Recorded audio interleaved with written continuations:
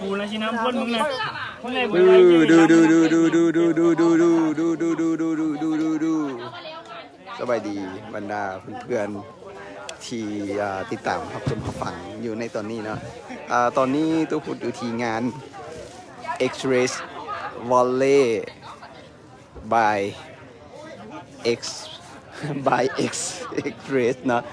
ซึ่งเป็นงานที่เพิ่นจัดขึ้นอยู่ที่วังเวียงตอนมื้อนี้ก็คือเป็นมื้อที่บรรดานักแข่งขันหรือว่าผู้ที่เข้าร่วมแข่งขันในการแข่งขันX-Race นี้มาฮับบีฟเนาะก็คือฮับเบอร์แลนด์ฮับเครื่องของแล้วก็รวมทั้งเป็นการมาถ่าฟังทั้งอย่างฟังเรดบีฟิงเนาะต่างๆของทางผู้จัดเป็นตรงนี้จะเป็นในส่วนของแบนเนอร์งานนะนี่มีแต่สาวๆขาแหงเด้อ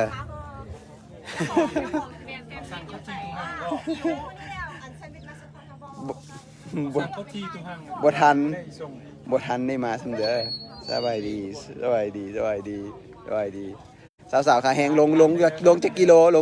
ก็อันนี้7อันนี้30อันนั้น 7 ลงเขา4กิโลแต่ว่าได้กำไรเพิ่มให้34ยังไม่พอเพิ่ม37อีกว่าวัยรุ่นที่ไร กำไรล้วนๆเนาะตอนนี้หลังจากที่ว่าสนามเพิ่นปรับจาก34มาเป็น37ย้อนหยังเพิ่นเป็นเหตุผลเนี่ยน้ำมันสูงแล้วเพิ่นน่ะน้ำสูงเพิ่นบ่อยลงแล้วเพิ่นก็เลยไปตัดเส้นทางใหม่ก็เลยเพิ่มกิโลขึ้นเกือบหรืออีกอย่างนึงคนเอาใจนาสายเลนสายโทนคนดีใจอะไรล้วนเกือบฟูลมาราธอนแล้วได้เนาะ37แล้วยื้อใส่เจ็บบ่จัดเป็นไผนี่มื้อนี้ว่า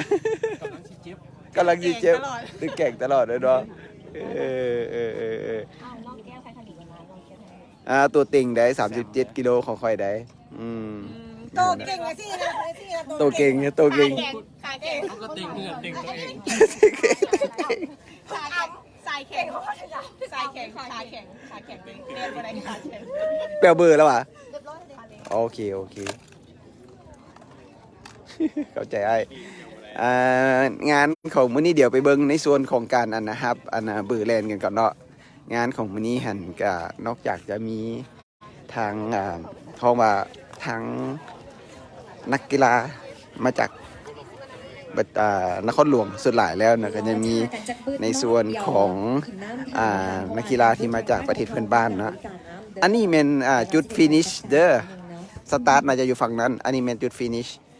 เพิ่นกำลังสี่ไฟนอลละนะสุดเก๋กังสุดเวอร์วังอลังการเด้อประตูฟินิชเชอร์เนาะเฮ็ดขึ้นมาสดๆเลยนี่เนาะเฮ็ดด้วยนี่ไม้ไผ่เด้อแล้วก็มัดด้วยเสือกนี่เห็นให้เห็นกันจะเลยเครื่องไม้เลยเด้อนี่ล้วนๆเลยนี่เวลาปล่อยตัวออกไปนี่เขาก็จะอยู่ที่นี่แหละจุดปล่อยตัวออกมาเนาะจะเป็นแบบนี้เนาะ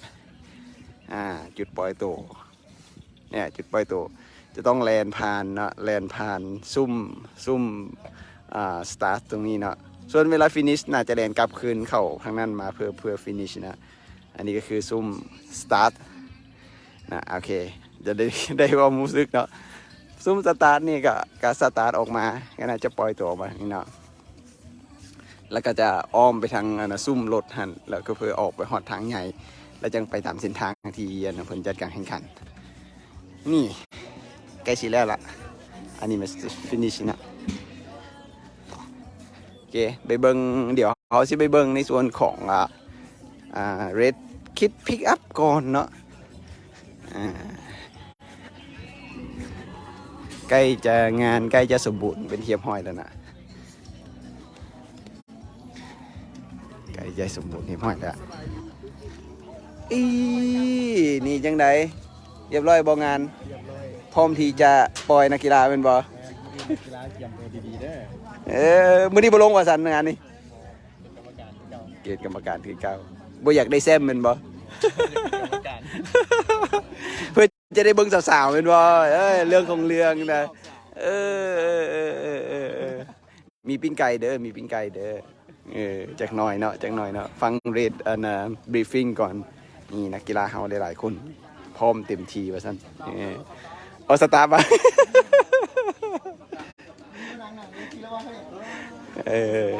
ขายเด้อวิขายเด้อวิขายน้ำเด้อมาเบิ่งบรรยากาศของงานดิเจ้าของผู้จัดงานกันอยู่นี่เด้อนะโอเคนี่ตัวเต็งเนาะตัวเต็งของงานก็มาเด้อนี่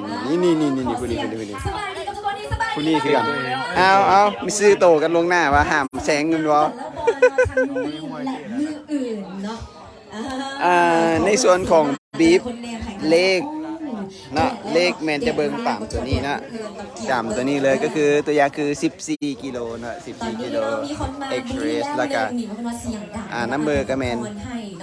011คนที่11 08 04 02อันนี้ก็จะเลขนี้จะล้ำกันไปนะเลขนี้จะล้ำกันมาในส่วนของ14กิโลเฮอร์คิวลิสนะจะอยู่ตรงนี้เด้อแล้วก็สามารถถามมาได้แต่ภาษาไทยลบเนี่ยตรงนี้เมนในส่วนของ7กิโลเด้ออันนี้มัน7กิโลอันที่นั่งอยู่ฝั่งนั้นโบเนเมนคนนักกีฬาเด้อพนักงานเพิ่นว่าถือว่าเป็นงานใหญ่เลยนี่นาสำหรับ7กิโลคือกันนะก็จะมีเลขเรียงลำดับมาให้เรียบร้อยเนาะป่าไม้ภูเขาเนาะอันนี้เสื้อของงานเด้อมีจะมีโลโก้ของ X-Ray Valley เนาะวังเวียงนะนี่นะก็คือมี X-Ray ตรงนี้นะเสื้องามจับเบิ่งกระหูเนาะเฮ็ดจากผลิตโดย Evo เนาะคิดถึงเครื่องกีฬาคือทอด Evo เด้อพร้อมที่จะให้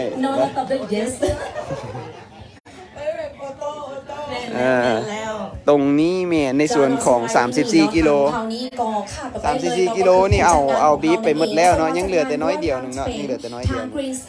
34กิโลมันมีจักคนนักกีฬา50คนเนาะว้าว30รู้สึกว่าเป็นกลายเป็น37กิโลแล้วเด้อบ่แม่น34เนาะยินดีเด้อ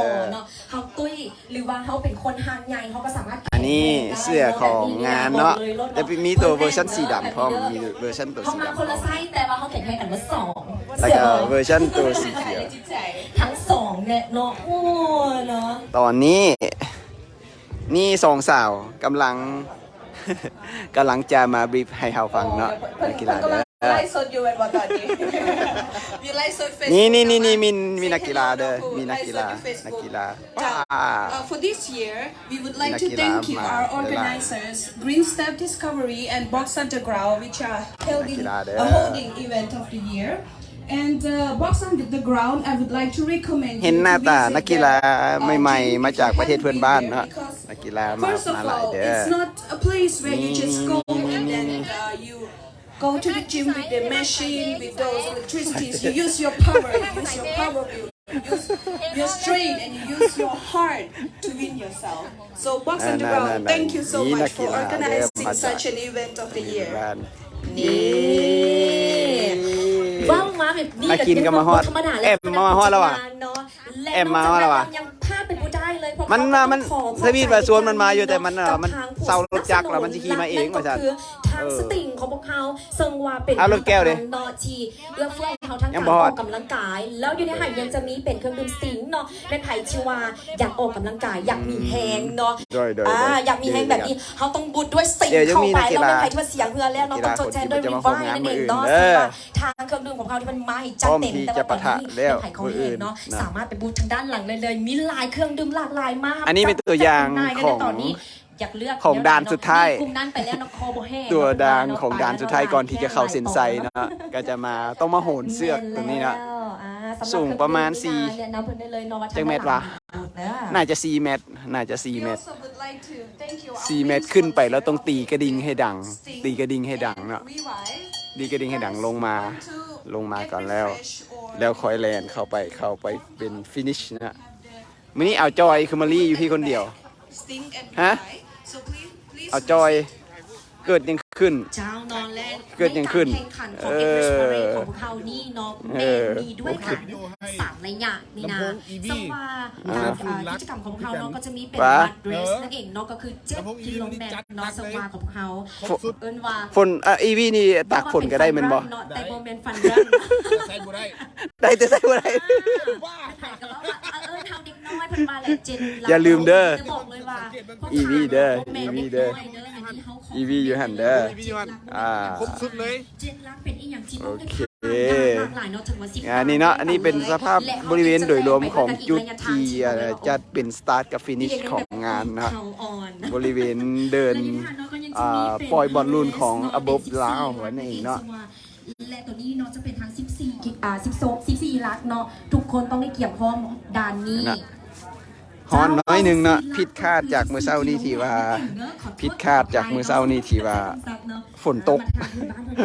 แต่ว่ามื้อนี้มาแดดฮ้อนหลายแดดฮ้อนหลาย และตัวนี้เนาะก็ยังจะมีเป็นหลากหลาย โอเค เพิ่มไปอีกเป็นดับเบิลไปเลยเนาะก็จะเป็นสาว ดังนั้นยังมีซุ้มของผู้สนับสนุน เป็นไผ่ เนาะ เนาะที่ว่า สำหรับรถ ลง14ลักแล้วบ่มีเปลี่ยนใจกลับคืนเนาะใจเดียวในเด้อและด่านสุดท้ายของพวกเขาก็จะเป็นด่าน cross country เดี๋ยวทุกคนจีขอลาตรงนี้ไปก่อน เดี๋ยวเฮาสิไปฟังเลดบีฟิงเนาะจากผู้จัดก่อนเด้อ ตั้งแต่ละสีรายงานอีกทีหนึงนะ เลนยาวเนาะตัวนี้บอกเลยว่าต้องได้วอร์มอัพห่างกายให้ดีๆบอกเลยเนาะห้ามหยุดหยอกอยากหยุดได้อยากหยุดได้เนาะแต่ว่าเฮ็ดจังไหนเนาะเขาจะต้องได้ทำลายเอิ้นว่าทางเฮาเนาะมี